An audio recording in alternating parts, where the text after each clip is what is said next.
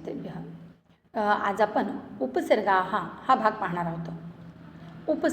उपसर्ग म्हणजे काय? धातूच्या पूर्वी जे जोडले जातात, जो अंश जोडला जातो तो अंश म्हणजे उपसर्ग। धातूच्या पूर्वी जोडले जातात आणि नंतर जे जोडले जातात ते असतात प्रत्यय। तर आज आपण उपसर्गाविषयी माहिती घेऊयात। उपसर्ग काय असतात, या उपसर्गांचा धातूवर काय परिणाम होतो, उपसर्ग लावले असता अर्थ बदलतो का, काय फरक पडतो धातूवर, हा सर्व भाग आज आपण पाहणार आहोत। त्याचा आज आपण अभ्यास करूयात। उपसर्गा चौरः अजाम हरती, चोर बकरीचे हरण करतो। बालकः उद्याने विहरती, जो बालक आहे, मुलगा आहे, तो उद्यानामध्ये विहार करतो फिरतो। वीरः शत्रुं प्रहरती, वीर शत्रूवर प्रहार करतो किंवा वीर शत्रूला मारतो। संहरती, हरती, प्रहरती असे जे इथे दिलेले आहेत, धातू दिलेला आहे, रुहर गोल राऊंड केलेला आहे, त्याच्या भोवती काही क्रियापद लिहिलेले आहेत। कोणते आहेत क्रियापद? हरती, विहरती, प्रहरती, आहरती, संहरती असे 5 क्रियापद इथे लिहिलेले आहेत। 5ही क्रियापदांमध्ये काहीतरी फरक दिसतो आहे, अर्थात त्याच्या धातूला जोडल्यानंतर जो काही उपसर्ग आहे तो उपसर्ग धातूंना जोडल्यानंतर त्याचा जो अर्थबदल झालेला आहे तो अर्थबदल इथे दिसून येतो। रू धातोः एव इतानी रूपाणी, जी रू धातूच्या भोवती दिलेली आहेत। रुहर याचा अर्थ हरण करणे, घेऊन जाणे। या एका धातूला जोडून हे सगळे क्रियापद तयार केलेले आहेत। मग त्याचा अर्थ काय पाहता, चोर बकरीचे हरण करतो, मुलगा उद्यानामध्ये विहार करतो याचा अर्थ काय? फिरतो तो, म्हणजे वी हा जो उपसर्ग लावला रुहर धातूला तर त्याचा अर्थ होतो विहार करतो किंवा फिरतो। मुलगा उद्यानामध्ये फिरतो। पुढचं वाक्य काय दिलेलं आहे? वीरः शत्रुं प्रहरती, वीर जो शूरवीर आहे तो काय करतो? शत्रूला मारतो, शत्रूवर प्रहार करतो। प्र उपसर्ग लावला, प्र अधिक रुहर। प्रत्येक धातूचे वेगवेगळे अर्थ आहेत, परंतु धातूसोबत वापरल्यानंतर त्याच्या अर्थामध्ये काय बदल होतो तो आपल्याला समजून घ्यावयाचा आहे। प्रहरती याचा अर्थ आहे प्रहार करणे, मारणे।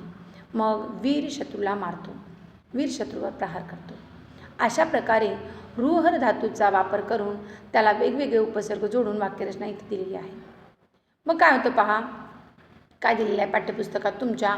अत्र सम, आ, वि, प्र इत्यादयः शब्दांशाः धातोः पूर्वं दृश्यन्ते। धातुः पूर्वम् इत्युक्ते किं? धातूच्या पूर्वी दिसून येतात। शब्द अंशाः, शब्दाचे अंश दिसून येतात। कुठे दिसून येतात? धातूच्या पूर्वी। कुठले? सम, संहरती, आ, आहरती, विहरती, प्रहरती हे जे शब्दाचे अंश आहेत ते धातूच्या पूर्वी दिसून येतात। उपसर्गा द्वाविंशतिः, किती आहेत उपसर्ग? 22।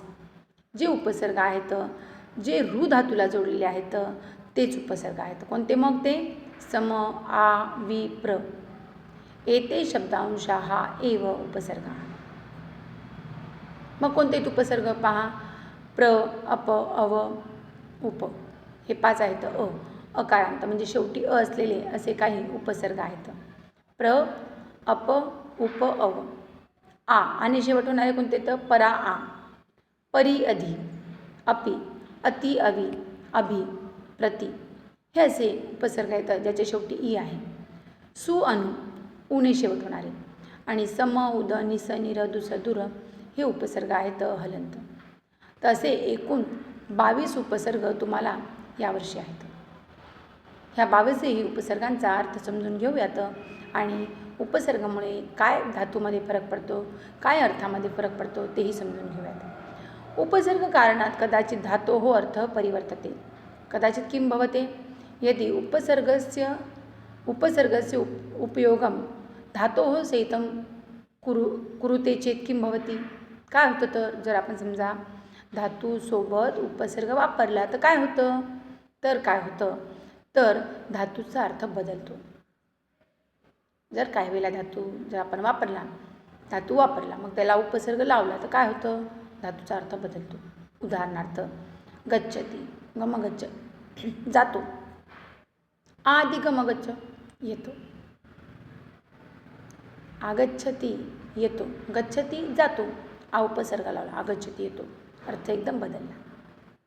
याशिवाय काय फरक पडतो? वदती बोलतो, प्रतिवदती उत्तर देतो, परत बोलतो. अशा प्रकारे इथे प्रति उपसर्ग लावला आणि धातूचा अर्थ बदलला. याशिवाय अजून काय फरक पडतो मग धातूमध्ये? उपसर्गा हा कदाचित धातोः अर्थम पोषयन्ति. पोषयन्ति पोषण करतात. कशाचे? त्याच अर्थाचे. आपण जसं म्हणतो छान दिसायला आहे, खूप छान दिसायला आहे, छान दिसते, खूप छान दिसते, खूप लावलं आपण, मग त्याच अर्थाला अधिक प्रकाशित केलं. असं आहे का कुठं? तर असं होतं. केव्हा होतं? जर आपण एखादा उपसर्ग धातूसोबत वापरला तर हाही भाग तिथे दिसून येतो. उदाहरणार्थ शोभते, शोभून दिसतोय. सुशोभते, खूप शोभून दिसतोय. शोभते, सुशोभते. लसती, विलसती. राजते, विराजते. भाती, विभाती. असे क्रियापदाला जेव्हा आपण कुठल्याही धातूला जेव्हा आपण उपसर्ग वापरतो तेव्हा एकतर धातूचा अर्थ बदलतो किंवा त्याच अर्थामध्ये अधिक प्रकाश टाकला जातो किंवा तोच अर्थ अधिक परिपूर्णपणे समजविला जातो. याशिवाय काय फरक पडतो? काही वेळेला उपसर्ग लावल्यामुळे धातूचे पद बदलते. पद म्हणजे कोणते? आता आपल्याला माहिती आहे धातूला लागणारे प्रत्यय कोणते? 2 प्रकारचे येतं. परस्मैपदे प्रत्ययाः तथा आत्मनेपदी प्रत्ययाः. कदाचित यदि धातु परस्मैपदी अस्ति चेत् आत्मनेपदी भवति. यदि धातु आत्मनेपदी अस्ति चेत् परस्मैपदी भवति. कदा भवति? यदा उपसर्गस्य उपयोगं भवति. काही वेळेला होतं, नेहमीच होतं असं नाही.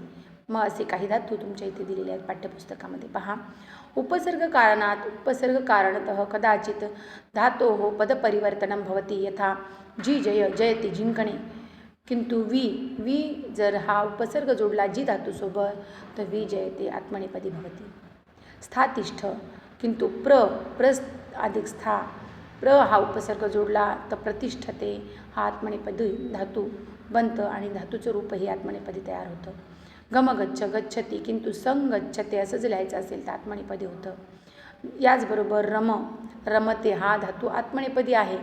जर त्याला वी अधिक रम लावलं याचा अर्थ थांबणे. रमते रममान होणे, वी लावलं विरमती थांबतो या अर्थी परस्मैपदी बनतो. तर मग अशा प्रकारे धातूमुळे काही वेळेला जर आपण धातूला उपसर्ग जोडले तर या उपसर्गामुळे काही वेळेला धातूचा अर्थ बदलतो. काही वेळेला तोच अर्थ अधिक प्रकाशितपणे, अधिक स्पष्टपणे, अधिक ठळकपणे सांगितला जातो किंवा काही वेळेला धातूचे पद बदलते. अशा प्रकारे धातूसोबत लावले जाणारे जे उपसर्ग आहेत त्या उपसर्गांविषयी माहिती आपल्याला जाणून घेता येईल. मग तुमच्या पाठ्यपुस्तकामध्ये काही प्रश्न दिलेले आहेत, त्यातले 2 मी इथे घेतलेले आहेत. पहा, उपसर्ग लावायचा आणि जे क्रियापद दिलेलं आहे रुहर धातूचेच सर्व क्रियापद इथे दिलेले आहेत आणि फक्त इथे उपसर्ग वापरल्यामुळे जे वाक्यरचनेमध्ये फरक आहेत, जे वाक्याच्या अर्थामध्ये फरक आहेत ते इथे दिलेले आहेत. पहा, योग्यम उपसर्गम योजयेत, योग्य उपसर्ग लिहा. चौरः धनम अपहरति. भूपः शत्रुं प्रहरति. वैद्यः रोगं परिहरति. बालकः उद्याने विहरति. देवी राक्षसं संहरति. जनः पर्वतम् आरोहति. बालिका पर्वतात अवरोहति. आता अपहरति घेऊन जातो. शत्रुं प्रहरति शत्रूवर प्रहार करतो राजा. वैद्य रोगाचे परिहरण करतो म्हणजे रोग दूर करतो. बालकः उद्याने विहरति झालेलं वाक्य आहे. मुलगा उद्यानामध्ये विहार करतो. देवी राक्षसाचा संहार करते. जनः पर्वतम आरोहति व्यक्ती पर्वतावर चढतो. आरोहति आरूढ होतो आणि अवतरती अवरोहति याचा अर्थही उतरतो. बालिका पर्वतात अवरोहति. अशा प्रकारे हे वाक्य दिलेले आहेत. वाक्यामध्ये क्रियापदांचा वापर केला आहे, परंतु नुसते क्रियापद नाहीत तर उपसर्गसहित क्रियापद आहेत. पुढील वाक्यामध्ये काय केलेलं आहे? उपसर्गसहित धातूंचा वापर करा असं त्यांनी सांगितलेलं आहे.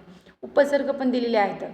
आदि गमगच्छ, आदि गमगच्छ, प्रादिक नम, आदिक निनय, प्रादिक शलक्षाल, निरादिगम, परी अधिक रू, उत अधिक पत, अनु अधिक श्रुसर असे धातू दिलेले आहेत.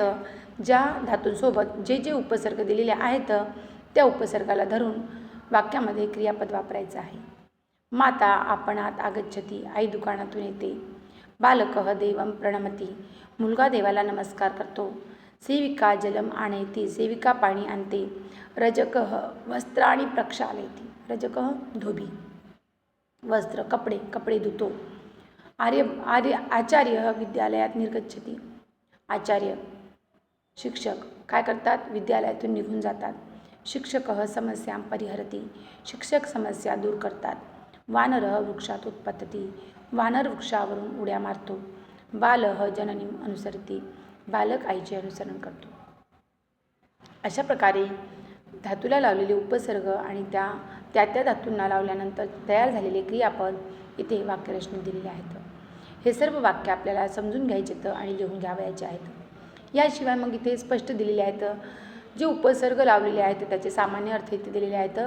प्र, परा, अप, सम, अनु, अव, निस, निर, दुस, दूर, वि, आ, नि, अधि, अति, अपि, सु, अभि, प्रति, परी, उप, उद हे 22 उपसर्ग आणि त्यांचे सामान्य अर्थ इथे दिलेले आहेत.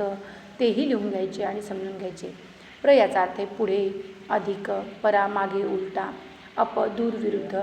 अशा प्रकारे हे सर्व अर्थ आपल्याला समजून घ्यायचे आणि धातूंसोबत वापर केल्यानंतर यानुसार आपल्याला अर्थ समजून घ्यायचा आहे. अवयाचा अर्थ खाली, निस बाहेर किंवा दूर, दुस दुष्ट, दूर कठीण. अशा प्रकारचे इथं उपसर्गाचे काही अर्थ दिलेले आहेत जे सामान्यपणे समजून घेता येतील. याशिवाय उपसर्गामुळे कोणते उपसर्ग जोडल्यामुळे धातूच्या पदामध्ये बदल होतो तेही इथे दिलेले आहे. जसं जर समजा उपसर्ग आहे सम, अव, प्र आणि वि, हे जर स्था सोबत जोडले असतील तर स्था धातू हा परस्मैपदी आहे. आणि जर समजा इकडे दिलेले म्हणजे सम, अव, प्र आणि वि हे उपसर्ग जर जोडले तर धातू आत्मनेपदी होतो.